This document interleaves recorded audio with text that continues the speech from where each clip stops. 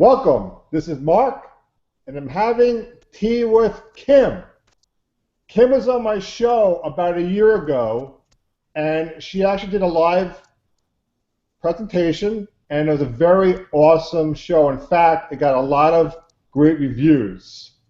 I want Kim to go ahead and introduce herself to everybody. So, Kim, would you want to introduce yourself to everybody? Hi everybody, I'm Kimberly Galloway Gordon, and I am an empath, intuitive medium, and certified angel card reader. And Kim definitely is a person that talks the talk and walks the walk. And I could definitely speak from my own experience. We had a most awesome viewing about a year ago. It was a great show, very well received, and people actually got a lot out of it. Kim, before we went live, we talked a little bit about purification. Would you want to elaborate about purification a little bit?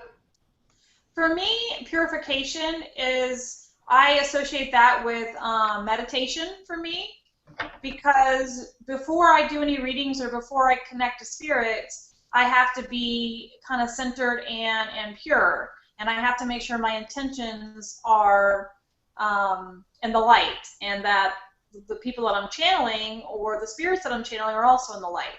So I always start with a prayer, and I always start my sessions before I know I'm going to have one with meditation. And that's what I feel makes it purification for me, because then I'm able to remove my own thoughts and feelings and replace them with spirits and whatever communication they might have for the people that I'm reading for. And Kim, how about negative energies? What methods do you use for protection against negative energies? I use a couple of methods. My first method is in the morning, I always ask my angels to surround me in white light. That's the first most powerful thing, because I am an empath, so I do have a tendency to pick up on other people's feelings and emotions, and I want to make sure that I protect myself from those outside energies. I also have my protection sage spray that I use, and I also use white sage to clear out all the negativity that could be around me before, during, and after my readings, or just actually during the day when I have encountered negativity in the area that I'm in. And Kim, another thing we talked about was about dreams.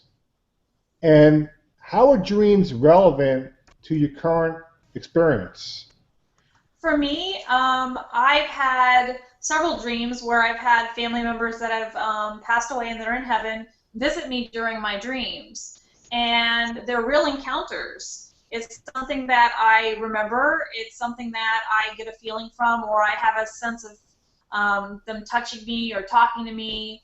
I've astro traveled in a dream once, which is kind of freaky and interesting, but to visit my grandmother. But I do consider your dreams very powerful, and this is where your loved ones who have passed on can come visit you and talk to you without you feeling that you're scared or you're going to physically see them like as an apparition.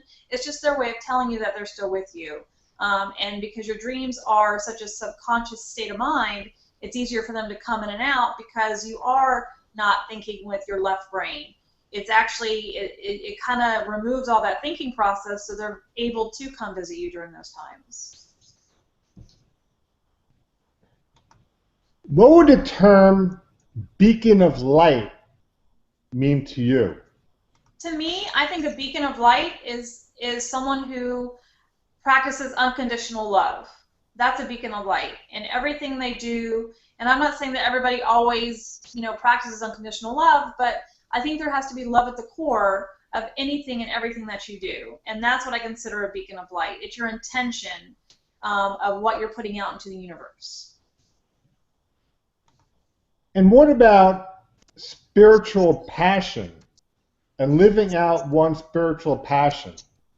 Spiritual passion is very important.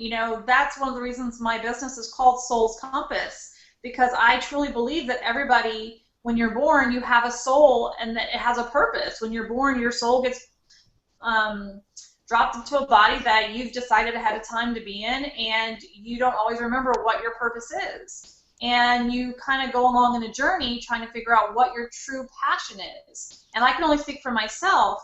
Since I started, really developing my own gifts and my own spirituality, I can tell you that this is what I want to do, and this is my passion, to help people, to help bring them closer to joy and introduce them to their angels and their guides and their loved ones that have crossed over into heaven, and to let them know that they're still with them.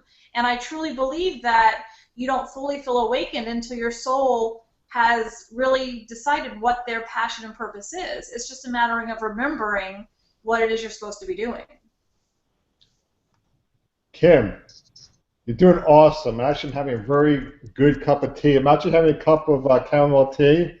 It's my evening tea. I like having this tea at night. It's very relaxing, and actually, I'm really enjoying our conversation.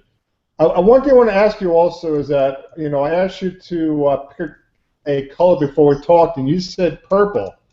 And one thing that's coming up is violet. How is violet relevant to you? Violet, to me, one, it's a beautiful flower, and flower to me represents someone kind of coming out of their seed and blooming into a flower.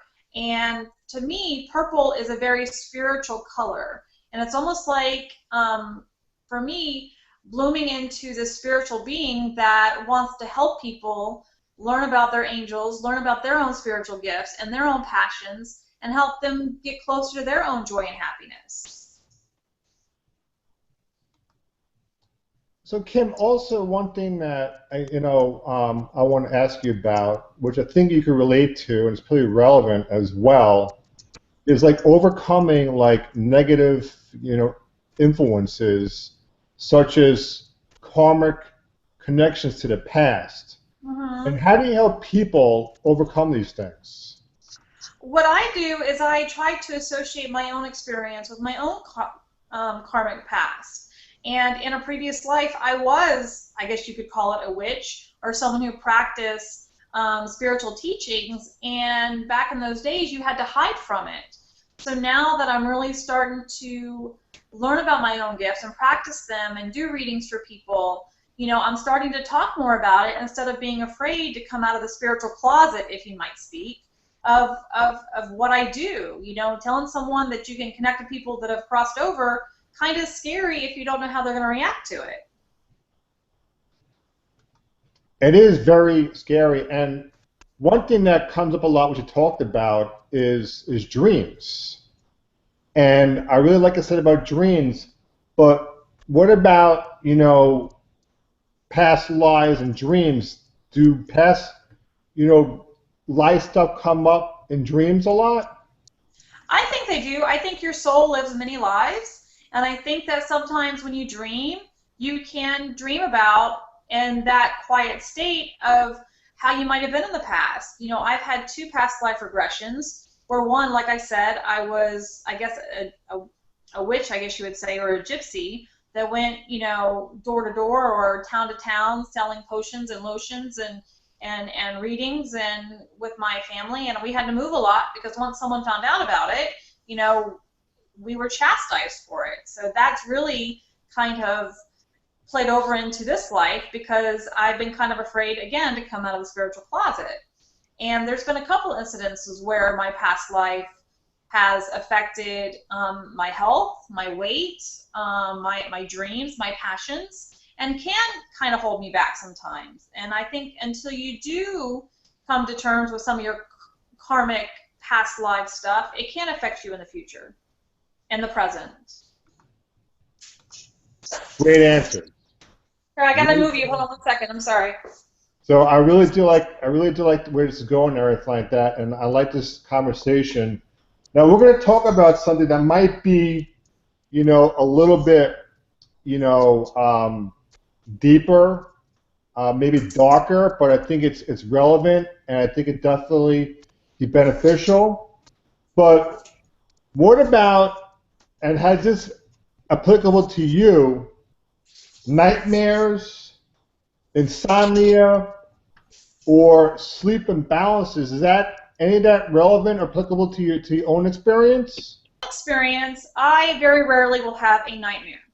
And that's because at night I really try hard to do another protection prayer to protect me and clear me from any energies I might have encountered during the day. I very rarely have issues sleeping or have insomnia. And anxiety, since I've really started to connect to spirit and started channeling, I don't have as much anxiety. And I think that those instances where you can't sleep and you have insomnia and you have anxiety, it's spirit trying to talk to you, or your angels trying to talk to you, or your spirit guides trying to talk to you to get your attention. And once you start meditating and get quiet, you'll be able to kind of hear the guidance that they give you, and the anxiety will lessen less and less.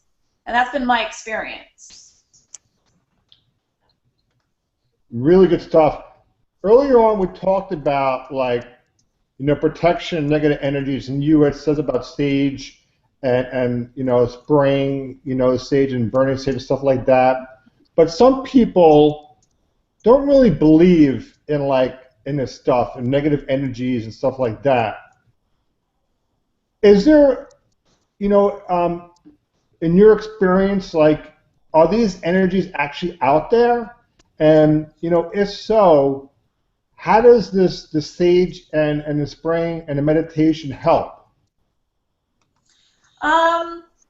I do believe negative energy is out there because I think that sometimes people's intentions aren't pure. And we talked earlier about purity and purity of our thoughts and being pure. And there are some people out there that have a lot of drama or have things in their life where their intentions are not pure. And I think when you're around that, and people who are empaths and are very sensitive can pick up on that energy thinking that it's theirs and bringing that home. Also, people that have a lot of good energy and light energy, those energies and entities are attracted to that because it's light. So if you're around someone who's negative and angry and rageful, that can spill over into your own energy. And to clear that out, you do need some kind of sage. You can also use protection prayers. There's other methods that you can do to clear that away, balancing your chakras, all those things to clear out that negative energy that does exist. So it is pretty evident that it does exist as out there, and plus there's karmic influences as well. And for certain people that don't believe in it, I guess it's their own choice. And I myself do believe in it. I do practice certain clearing mechanisms of my own, which I do find very helpful, because I also do believe that certain people do linger along with some energy as well. And I find that sage very helpful and beneficial, especially when I have certain people with a house. They might leave negative energies and use it to clean the energy around them as well. Right. And one thing I want to add about as well is because you do readings, right? I do, yes. And I know that probably you haven't come into it yet, but I'm pretty sure you will come into it. But how about people that might be, hopeless and be overwhelmed and feeling they have no options? How could readings help these people? What I've been told through my angels and guides is that when I am reading for someone, I am a vessel to bring forward a message from their own angels and guides to guide them and a partnership to lead them closer to their joy and happiness. But angels cannot interfere in someone's life unless they're asked for help because of free will. So I'm out there trying to teach people that angels do exist. Your spirit guides do exist. All these things are real, and that all you have to do is ask for help when you have these trials and tribulations, or when you feel like you just can't go on anymore. That they're here to kind of put you in a shield of light to protect you, but they're not going to interfere with your free will of choice of what it is that you want to do with your life.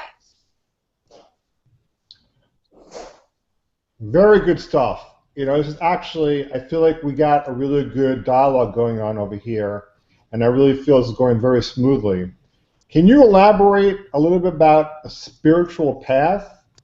And what I'm talking about also is that somebody might be, could be in a job or in a profession or whatever, and it may not be in alignment with their spiritual path.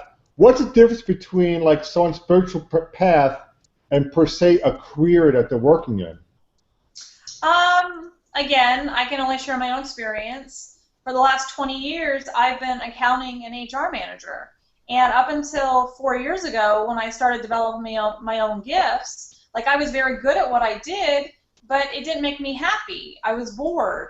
I was doing it just because it's what I knew I could do, not because it's what I loved. And since I've been giving readings and, giving and teaching people about this and really coming into my own of what I want to do to help people, it's only catapulted me more to want to do and be a vessel for other people's angels and guides to give them messages, whatever message it might be. Sometimes we may not understand the message at the time, but it's something we need, and we might not know that or realize it until later. Wow. That's a great answer, because you know what? I think you really did hit the nail on that one. And that's a great answer, because certain people, they might be feeling something different, and then all of a sudden, like you, and it's your life, One thing I want to go back to is dreams. The thing that dreams is really something that's very, important as well, but a lot of us don't remember our dreams. Can you come up with an explanation for how come we don't remember our dreams? I do, because I'm one of those people that don't remember a lot of her dreams, unless they're significant, unless it's something that either I've had a visitation from my loved one, or it's kind of like a warning of something that I need to be careful about. That's when I remember. It's those times where I'm dreaming during the night that I don't know I'm dreaming, that you could be channeling, you could be having visits with your angels, you could be doing a lot of things that you're not aware of because your conscious level of thinking is either ramped up or it might be not high enough to get that frequency. I always suggest for people to get a journal and leave it on their bedside, like a dream journal, and anytime they wake up where they do remember their dreams, to write it down and keep that practice, because the more and more you do that, the more and more you are going to remember your dreams. That's a great answer. I mean, seriously, great answer, because there are some times when we do remember our dreams, and there might be some kind of like profound, meaning in that, But I think that definitely by having a dream journal, I think that a lot of things that we might be experiencing in life can be explained in those dreams, Right. So that's really a great answer. So another question I want to ask you about is, because you meditate, I and do. one thing that is talked about a lot with meditation is working with the third eye. And can you explain the third eye? Yes, your third eye is your sixth chakra in your psychic energies, which are called the chakras. And it's in the middle of in your forehead, right kind of like in between your two eyes, in between your forehead. And that's where you get all your psychic insight, your intuition, your visualizations, your manifestations. And when you meditate, you kind of open that energy center up to receive information psychically, intuitively. You can even channel your loved ones and angels and guides during that time as well.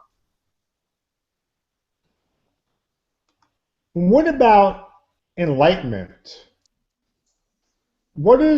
How can you explain enlightenment? I think enlightenment is when you've learned something. Enlightenment can mean different things. I think when you're enlightened, you're in learning. So you could be, walking down the street and accidentally make a wrong turn, but end up someplace that is beautiful, like nature or park, that you never thought you'd end up there. That to me is enlightenment. You're learning, you're on a journey, and I think enlightenment and your journey goes hand in hand, because everybody's on this journey, and you don't always know where it's going to end up. So every single moment, you're being enlightened by all the lessons and memories and teachings that you learn on a daily basis. Kim, you're very, in alignment with what you're doing, and you certainly do speak very eloquently about spirituality and about the spiritual path. And one thing that came up as well is aura. and you hit on it before. Can you like talk a little bit more about the aura and what one can, really find out about that? Your auras, to me, and again, I don't see auras too much. I personally don't really teach about auras, but to me, aura is the energy around you, what you protrude out. If you're sad, your aura is going to be dark and gloom and gray. If you are happy, your aura is going to be a bright yellow, or if you're passionate and you're in doing something you love and you're in your creative mode, your aura is going to be like a bright red. I also think your auras kind of intersect with your chakras, because when your chakras are opened, your aura is going to be bright and beautiful like the different colors of a rainbow. When they're closed, it's going to be like storm clouds on a cloudy day. So that's how I look at auras. Awesome. Great explanation. Another question I want to ask you about, this word just came up and might be relevant to you, might not be, but what relevance would wind have? Wind. Well, to me, I think that wind is sometimes you can hear the whispers of your loved ones in the wind. Sometimes you can really, when it's windy out, you can kind of have this sense of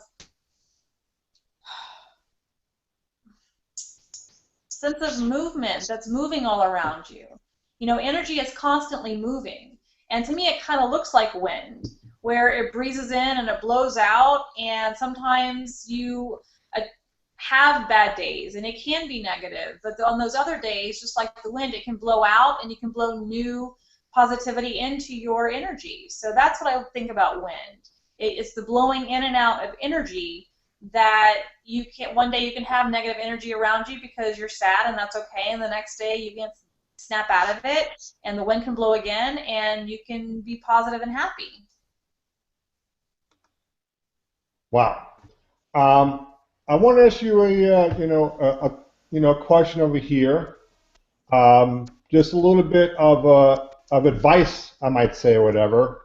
But because I really admire what you're doing. You said that before, that you spent 20 years like in your professional working career, and then you found this path that you're on, and there's somebody that's listening, to the show that is like, wow, I mean that I could see that, and might be having this like feeling about pursuing like a spiritual pursuit or something that maybe they're just starting to do, but they're in this career, and probably they're not fully convinced it's like the right thing for them, So what advice would you give to someone, maybe someone that very well, but it could also be like a total stranger, and it probably could be someone listening right now, or maybe someone listening in the future.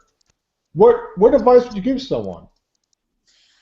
I would tell someone to get really quiet and listen to their inner voice about what it is that they really truly inspire to do. Whether you're painting, whether you're on a spiritual journey, whether you are an empath, a psychic, a medium, whether you're a writer or a painter, if that's truly what it is that you really truly want to do, I say take baby steps towards it.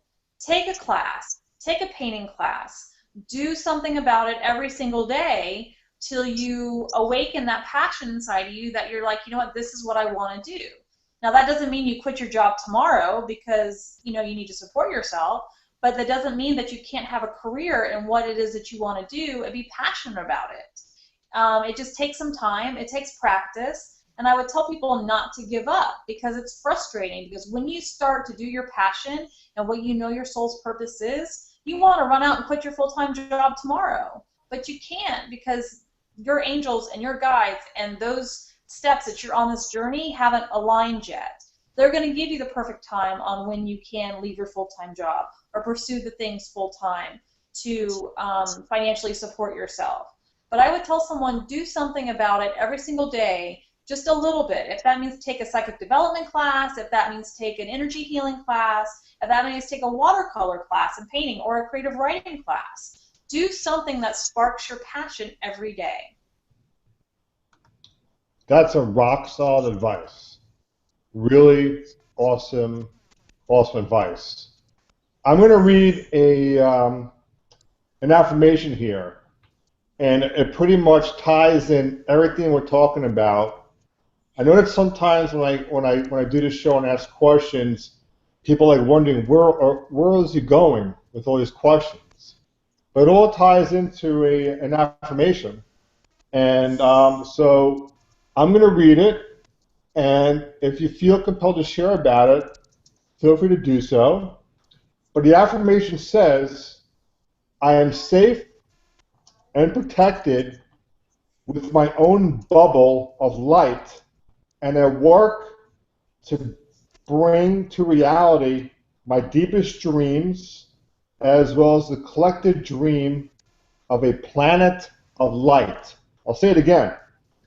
I'm safe and protected within my own bubble of light, and I work to bring to reality my deepest dreams, as well as the collective dream of a planet of light. I love that. And it's so fitting that we're talking about all the stuff that we have tonight, because that's exactly how I want to live my life and how I'm trying to live my life now. And I so resonate with that because I think everybody's a beacon of light. I think that everybody has the ability to be enlightened and to be that beacon of light for somebody else. And if the world just became beacons of light, we wouldn't have some of the problems that we have now in our society and in the world.